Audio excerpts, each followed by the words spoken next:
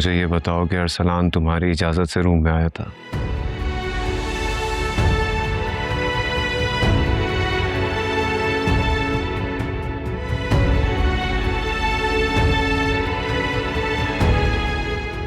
जायशा जवाब दो।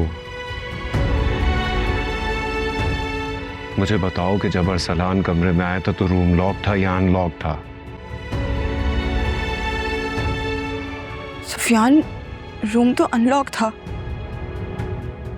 और मुझे नहीं पता था कि बाहर कौन है। मुझे लगा कि ताई अम्मी है, तो जब नॉक हुआ तो मैंने कह दिया आ जाओ।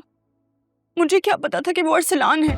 मेहमान तो मैं आया था इस कमरे में, लेकिन डैड जायशा की मर्जी से उसने खुद दरवाजा खोला था मेरे लिए। मैंने कोई जोर जबरदस्ती नहीं की। इसका मतलब है अरसलान ने झूठ नहीं बोला था।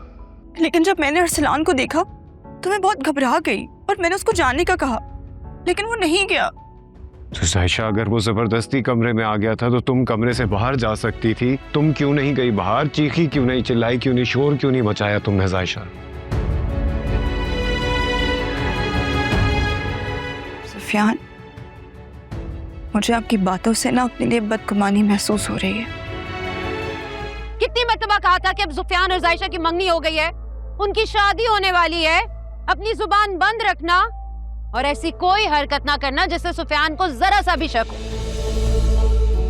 लेकिन तुम तो इतने कमजोर निकले कि मुंह ही नहीं बंद रख सके। कमजोर? और मैं अगर कमजोर होता ना तो इतनी आसानी से अपनी मोहब्बत सुफियान के हवाले ना करता। वो तो मुझे मोहब्बत है सुफियान से और उसको उस फ्रॉड लड़की से बचाना चाहता था। कमजोर। तो फिर क्या फायदा हुआ? तुम ही सबकी नजर में बुरे बने ना। उल्टा सुफियान को हर्ट किया तुमने।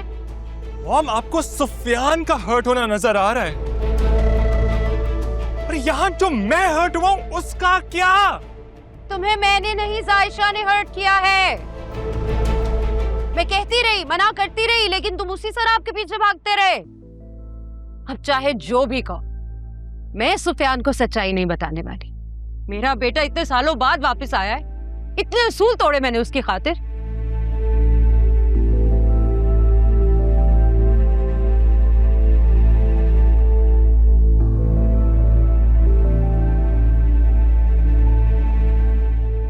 मॉम, अरसलान, ये क्या बातें कर रहे थे आप दोनों अभी? मैं अभी आपको कॉल करने ही वाली थी, इतने में आपका कॉल आ गया। सुफियान, मुझे आपसे कुछ बात करनी है। मुझे भी तुमसे कुछ जरूरी बात करनी है। रेडी हो जाओ, लेने आ रहा हूं। लेने? अब आप घर आ जाए ना, घर पे बैठ के बात करते हैं। क्यों? तुम्हें मुझ पर एतबार नहीं है या मेरे साथ बाहर जाने पर एतराज है? क्या हो गया सुफियान? कैसी बातें कर रहे हैं आप?